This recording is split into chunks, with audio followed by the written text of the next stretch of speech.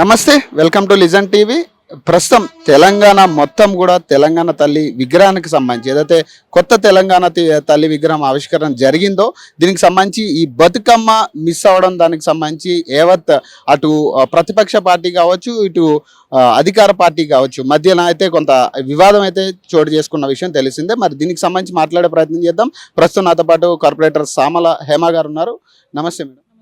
ప్రధానంగా ఈ బతుకమ్మ అంశానికి సంబంధించి అంటే మీరేం చెప్పదలుచుకున్నారు? ఎందుకంటే కాంగ్రెస్ వాళ్ళు చెప్తా ఉన్నారు అసలు ఈ బతుకమ్మ అనేది 70% తెలంగాణలో జరుపుకోరు, మరి దీన్ని ఎందుకు ఇంత ఇష్యూ చేస్తున్నారు అంటున్నారు. బతుకమ్మ సెలబ్రేట్ చేసుకోరు అన్న మాట వాస్తవం కాదు. తెలంగాణ రాష్ట్రంలో బతుకమ్మ అనేది మహిళలకి చాలా ప్రత్యేకమైన పండుగ. అండ్ ప్రతి ఒక్క మహిళ పూలని అమ్మవారిలాగా పూజిస్తూ అందరూ సుభిక్షంగా సంతోషంగా ఉండాలని చెప్పేసి ఎక్కడ లేని కల్చర్ మన తెలంగాణ రాష్ట్రంలోనే ఉంది. సో గౌరమ్మని మనం పువ్వుల్లో పెట్టుకొని అంటే ఎవరైతే పెళ్ళైన ఆడబిడ్డలు ఉన్నారో వాళ్ళ పుస్తలు స్ట్రాంగ్గా ఉండాలని చెప్పేసి అట్లా ప్రేయర్ చేయడం జరుగుతుంది.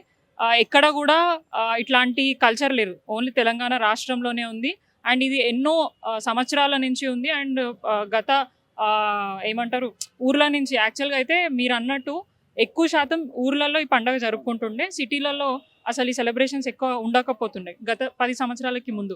కానీ తెలంగాణ రాష్ట్రం ఏర్పాటైనాక బతుకమ్మని మన తెలంగాణ కల్చర్గా మొత్తం రాష్ట్రంలో కానివ్వండి, దేశంలో వేరే దేశాలలో కూడా దీన్ని ఒక గుర్తింపు ఇచ్చి కూడా దాన్ని సెలబ్రేట్ చేసుకోవడం జరుగుతుంది. కానీ ఇప్పుడున్న మూర్ఖులు ఏం మాట్లాడుతున్నారంటే అసలు సెలబ్రేట్ చేసుకోరండి. అంటే వాళ్ళ నాయకులే బతుకమ్మ చుట్టూ తిరిగిన విజువల్స్ ఉన్నాయి. బతుకమ్మ దగ్గర అంటే ఎలక్షన్స్కి ముందు వాళ్ళందరూ కూడా తెలంగాణ బతుకమ్మ కార్యక్రమాలు కూడా పాల్గొన్నారు అండ్ వాళ్ళు కూడా పార్టిసిపేట్ చేయడం జరిగింది. కానీ ఇప్పుడేమో ఒక ఎమ్మెల్యే గారు తెలంగాణ రాష్ట్రంలో 70% వరకు మహిళలే బతుకమ్మ ఆడరు అని అంటున్నారు. మరి వాళ్ళ ఇంట్లో ఆడవాళ్ళు ఆడకపోతే అందరూ ఆడరు అని అనుకోవడం మూర్ఖత్వం. రాష్ట్రంలో అసలు రాష్ట్రంలో కాదు ఏ దేశంలో కూడా పూలని పూజించే పండగ అనేది ఎక్కడైనా ఉంది అంటే తెలంగాణ రాష్ట్రంలోనే. ఆ తెలంగాణ కల్చర్ని కంప్లీట్గా కనుమరుగు చేసే విధంగా కూడా కాంగ్రెస్ పార్టీ నాయకులు చేస్తున్నారు.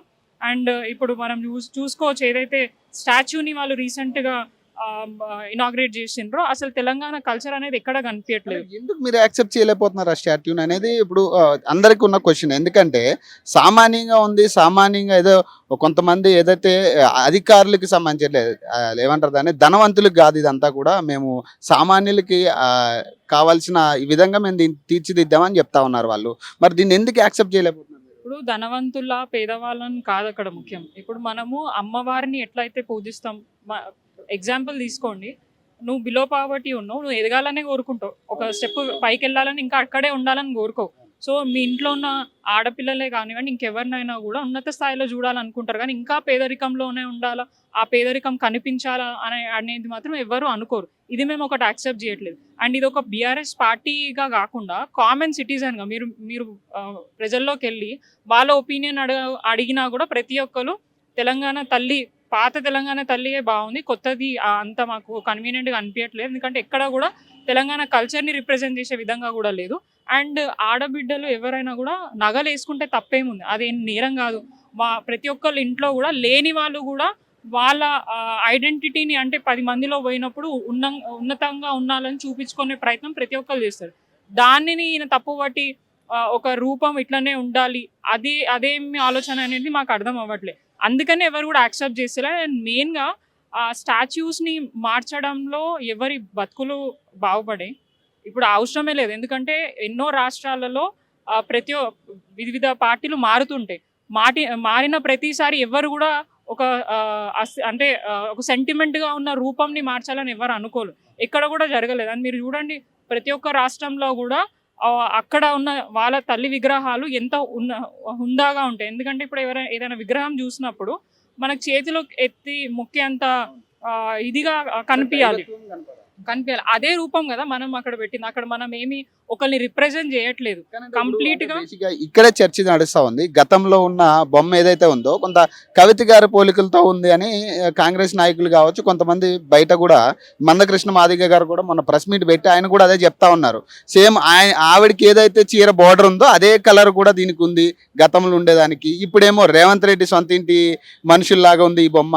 అసలు ఆ ఇంటికి సంబంధించిన వాళ్ళది కాదు కదా, ఒక దైవత్వం కనపడాలని చెప్తా ఉన్నారు. మీరు ఏం చెప్తారు మరి? అంటే మూర్ఖత్వం అదైతే నిజంగానే. ఒక వ్యక్తిని ఉద్దేశించి ఆ రూపంని కేసీఆర్ గారు తెచ్చింది కాదు అది. ఎన్నో వర్గాల వారు, ఎంతో మంది మేధావులు కూర్చొని దాన్ని డిజైన్ చేసి దాన్ని ఓకే చేసి 10 మంది ఒపీనియన్ తీసుకొని ఆ రూపంని తీసుకురావడం జరిగింది. కానీ ఇక్కడ సెల్ఫ్గా ఒక్క పర్సన్నే దాన్ని డిసైడ్ చేసి, అండ్ మోర్ ఓవర్ ఆయన కక్ష తెలంగాణ రాష్ట్రంలో ఆయన ముందు నుంచే చెప్తున్నాడు, ఎటువంటి ఆనవాళ్ళు నేను లేకుండా చేస్తే తెలంగాణలో అని. డే 1 నుంచి ఆయన మాట్లాడుతున్న మాటలే ఇప్పుడు తెలంగాణ తల్లిని కూడా వదలకుండా అమ్మ రూపంని కూడా మార్చే ప్రయత్నం చేసి, అండ్ ఎవ్వరు కూడా దాని మీద మాట్లాడకుండా జీవోలు అంటే అసలు ఇప్పటిదాకా ఎటువంటి మనము ఏమంటారు ఇట్లాంటి జీవోలు చూడలే. సో అంటే ఇప్పుడు రాష్ట్రంలో ఎన్నో ఇన్సిడెంట్స్ జరుగుతున్నాయి, ఎన్నో ఇష్యూస్ అవుతున్నాయి. వాటి మీద జీవోలు తీసుకురావాల్సింది పోయి ఒక తెలంగాణ తల్లి ఆయన రూపొందించుకున్న తెలంగాణ తల్లి మీద ఎవరైనా మాట్లాడితే కేసులు పెడతాం, దాన్ని చేంజ్ చేయదు. కానీ ఇది కంప్లీట్గా తెలంగాణ ప్రజల సెంటిమెంట్ని దెబ్బతీసే విధంగా ఉంది. ఎవరు కూడా యాక్సెప్ట్ చేస్తలేరు. ఒకవేళ మార్చాలని అనుకున్నప్పుడు డెఫినెట్గా చిన్న చేంజెస్ చేసి, మీరు అన్నట్టు తెలంగాణ అదేంటి బతుకమ్మ పెట్టడం అండ్ అదే రూపం ఇచ్చి ఇంకేదైనా బెటర్గా ఇంకా తెలంగాణ కల్చర్ని ఇంక్లూడ్ చేస్తే యాక్సెప్ట్ చేస్తుండేమో. బట్ కంప్లీట్గా ఉన్న విగ్రహాన్ని అన్ని రూపురేఖలు మార్చేసి కిరీటం లేకుండా ఇదేంటి జ్యువెలరీ వేసుకుంటే అదేదో నేరం లాగా. ఇప్పుడే ఇక్కడ మీరు ప్రెస్ క్లబ్లో చూడొచ్చు, చాలామంది మేధావులు దాని గురించి మాట్లాడుతున్నారు అండ్ ప్రతి ఒక్కరు వాళ్ళ ఒపీనియన్ చెప్తున్నారు. ఇర్రెస్పెక్టివ్ ఆఫ్ ది పార్టీ వాళ్ళకున్న ఒపీనియన్ ఏంటిదో ఇక్కడ చెప్పడానికి వచ్చారు. సో దానికి కూడా ఇంకా వేరే రకంగా వీళ్ళు తీసుకుంటే మాత్రం నిజంగా మూర్ఖత్వమే. రాష్ట్రంలో ఎవరు కూడా దీన్ని యాక్సెప్ట్ చేస్తలేరు. ప్రజలు ముఖ్యంగా ఇది పార్టీకి అంటగట్టకండి. ఎందుకంటే మనము ఇది కేవలం తెలంగాణ ఉద్యమం ముందు నుంచే అమ్మ రూపం ఉంది. ఆ తర్వాత తెలంగాణ వచ్చిన తర్వాత తెలంగాణ విగ్రహాన్ని ప్రతి ఒక్క జిల్లాలలో మనం ఏర్పాటు చేసుకొని ఏ కార్యక్రమమైనా తెలంగాణ ప్రోగ్రామ్కి సంబంధించిన ఏదైనా కూడా మనం అమ్మని కొలుచుకొని కార్యక్రమాలు ముందు చేసుకుంటాం. సో దాన్ని కనుమరుగు చేసే విధంగా కూడా రేవంత్ రెడ్డి గారి ప్రభుత్వం చేస్తున్నారు. దాన్ని తెలంగాణ ప్రజలు ఎవరు కూడా యాక్సెప్ట్ చేయరు. ఒక ఫైనల్ క్వశ్చన్, అంటే నిన్న ఒక వార్త రావడం జరిగింది, కేటీఆర్ గారి అరెస్ట్ కూడా ఉండబోతుంది, గవర్నర్ ఆమోదం కూడా వచ్చింది, దానికి సంబంధించి విచారణ ఖచ్చితంగా ఆయన అరెస్ట్ చేస్తారని ఒక వార్త జరుగుతూ ఉంది. మరి మీరేం చెప్పదలుచుకున్నారు? అటు కాంగ్రెస్ పార్టీ అయితే తప్పు చేశాడు కాబట్టి ఖచ్చితంగా అరెస్ట్ అయితే తప్పదు అని చెప్తా ఉన్నారు. సో తప్పు చేసిండు అని ఆయన మాట్లాడుతున్నారు కదా, ఫస్ట్ రేవంత్ రెడ్డి గారిని అరెస్ట్ చేయాలి. రాష్ట్రంలో ఏడాది పాటు నుంచి ప్రజలను ఇబ్బంది పెడుతూ వాళ్ళని భయభ్రాంతులకు గురి చేసి వాళ్ళ ప్రాణాల మీద చెలగాటాలు ఆడుతూ ఆయన రాజకీయం చేస్తున్నాడు. సో ఫస్ట్ ఆయనకు శిక్ష పడాలి. అండ్ కేటీఆర్ గారు ఏదైతే కేసు గురించి ఇప్పుడు మాట్లాడుతున్నారో, సో ఆయన క్లియర్గా ఒక ప్రెస్ మీటింగ్ పెట్టి అసలు ఏం జరిగింది, ఈ రేసింగ్ ఫార్ములా ఎలా తీసుకొచ్చాం, దాని ఇన్వెస్ట్మెంట్స్ ఏంటిది అనేది క్లియర్గా చెప్పారు. ప్రభుత్వంలో ఉన్నప్పుడు జీవోలు వాళ్ళకి ఇచ్చే రైట్స్ ఉన్నాయి, ఆయన ఇచ్చిండు, దానికి వచ్చిన ఇన్వెస్ట్మెంట్స్ ఏంటిదో కూడా క్లియర్గా చెప్పడం జరిగింది. కానీ కక్షపూరిత రాజకీయాలు తెలంగాణ రాష్ట్రంలో కాంగ్రెస్ పార్టీ నాయకత్వంలో కామన్. డే 1 నుంచి ఆయన ఒకటే చెప్తున్నాడు, ఖచ్చితంగా కేసీఆర్ గారి ఫ్యామిలీని, కేటీఆర్ గారిని టార్గెట్ చేస్తా, నేను జైలుకి పంపిస్తా, వాళ్ళని ఎక్కడ కూడా నేను ప్రశాంతంగా ఉండని అని. సో అదే ఎజెండాతో నన్ను ముందుకెళ్తున్నాడు. ఆయన ఎలక్షన్స్ ముందు మాట్లాడిన మాటలు ఒక్కటి కూడా ఇప్పుడు అంటే ప్రజల గురించి ఏదైతే మాట్లాడిండో అవేవి కూడా ఆయన ఫుల్ఫిల్ చేయలేక, చాతగాక, అవి చెప్పలేక అండ్ ఇట్లాంటి కార్యక్రమాల నుంచి జరుపుకున్నారు కదా. మరి విజయోత్సవాలు అదే అంటున్నా అండి, ఆయన ఇచ్చిన గ్యారంటీలలో అన్ని గ్యారంటీలో ఒక అర గ్యారంటీ బస్ ఫ్రీ మాత్రమే ఆయన ఇంప్లిమెంట్ చేసి దాంతో కూడా ఇబ్బందులు ఉన్నాయి. దాంతో కూడా రాష్ట్రంలో ఆడబిడ్డలు ఎంత ఇబ్బంది పడుతున్నారో తెలుసు. సో ఆ ఒక్కదాని కోసం ఇప్పుడు మీరు చూడండి, ఇన్ని ప్రోగ్రామ్స్ వాళ్ళు వన్ వీక్ చేశారు కదా, ఎక్కడైనా ఇవి మేము చెప్పాము అంటే ఇచ్చాము అని చెప్పి గట్టిగా ఎవరు చెప్పలేకపోయినారు. అండ్ ఏ సభలలో కూడా వాళ్ళు పోయి మాట్లాడినప్పుడు కూడా అక్కడ కూడా కేసీఆర్ గారి గురించి, బీఆర్ఎస్ పార్టీ వాళ్ళ గురించే మాట్లాడడం జరిగింది. సో వాళ్ళ డెవలప్మెంట్ గురించి వాళ్ళు ఎక్కడ పూర్తి స్థాయిగా మాట్లాడలేదు. అండ్ అది మాట్లాడకపోగా ప్రభుత్వ కార్యక్రమాలలో ఏ కార్యక్రమమైనా ప్రభుత్వం ఉన్నప్పుడు తెలంగాణ కల్చర్ అంటే ఫోక్ సాంగ్స్ కానివ్వండి, ఇంకా వేరేవి కల్చరల్ యాక్టివిటీస్ ఉంటాయి. కానీ ఇక్కడ సినిమా యాక్టివిటీస్ జరిగినాయి. కంప్లీట్‌గా ఒక క్లబ్‌లలో ఏవైతే ఈవెంట్స్ పెడతారో, ఆ ఈవెంట్స్ ప్రభుత్వ కార్యక్రమంలో పెట్టడం అనేది ప్రజలందరూ కూడా చీకొట్టే విధంగా కూడా చేయడం జరిగింది. వాళ్ళు కూడా ఎవరైనా కూడా ప్రభుత్వ కార్యక్రమం అన్నప్పుడు సినిమా హీరోయిన్స్‌ని ఇన్వైట్ చేశారు. అక్కడ వచ్చి ఎవరైనా తెలంగాణ ప్రభుత్వం గురించి ఏమైనా మాట్లాడినరా? రేవంత్ రెడ్డి గారి గురించి ఏమన్నా వాళ్ళొచ్చి వాళ్ళ సినిమా ప్రమోషన్స్ చేసుకొని పోయారు. అండ్ నిన్నటికి నిన్న మీరు చూసుకుంటే ఒక అనుకోకుండా సంధ్యా థియేటర్‌లో జరిగిన ఇన్సిడెంట్‌ని కూడా ఆయన రేవంత్ రెడ్డి గారు పేరు తీయలేనందుకు అల్లు అర్జున్ గారు ఆయనను కూడా టార్గెట్ చేసి ఆయనని రిమాండ్ చేసి ఇబ్బంది పెట్టే ప్రయత్నం చేశారు. ఆయన అంటే కంప్లీట్‌గా ఆయనది ఏందనంటే ఆయన ఈగో సాటిస్ఫై కావాలి. ఆయన ఏదైతే తప్పులు చేసి జైలుకి పోయిండో అది కూడా అందరిని ఇబ్బంది పెట్టి రాష్ట్రంలో ఉన్న ప్రజల్ని ఏమంటారు ప్రశాంతంగా ఉండనియద్దు. అంటే కంప్లీట్‌గా ఆయన మార్క్ మంచితనంతో కాదు చెడుతనంతో నా మార్కు చూపించుకోవాలనుకుంటున్నారు. అదే ఈగోతో కేటీఆర్ గారిని కూడా అరెస్ట్ చేసి అదే అంటున్నా. ఇప్పుడు మొన్న ఢిల్లీకి వెళ్ళాడు. అంటే రోజు నెలలో వారం రోజుల్లో అట్లా పోయి రావడం జరుగుతుంది. కానీ ఎక్కడ కూడా ఆయనకి సరైన స్పందన దొరకట్లేదు వాళ్ళ హైకమాండ్ నుంచి.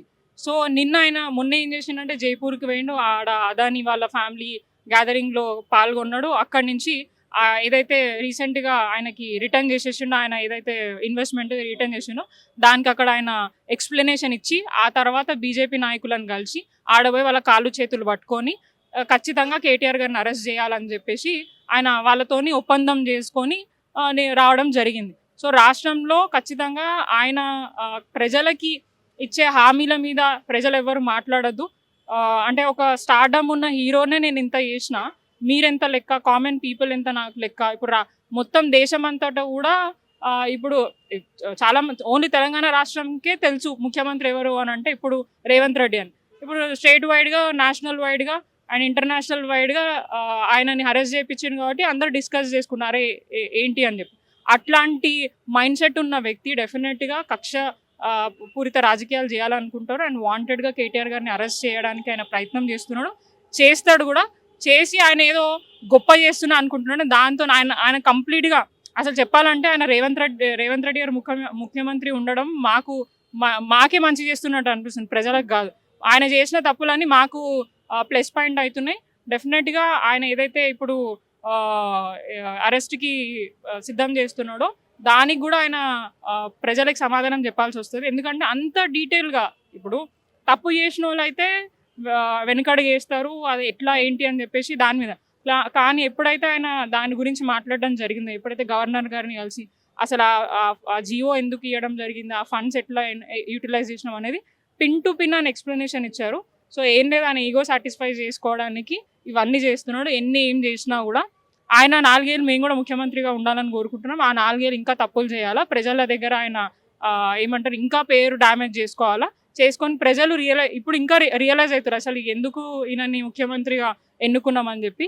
ఇప్పటికిప్పుడు ఎలక్షన్స్ వచ్చినా కూడా వాళ్ళు ఖచ్చితంగా చెప్పుతోని కొట్టే విధంగా రిజల్ట్ ఇవ్వడానికి ప్రజలైతే సిద్ధంగా ఉన్నారు. Thank you.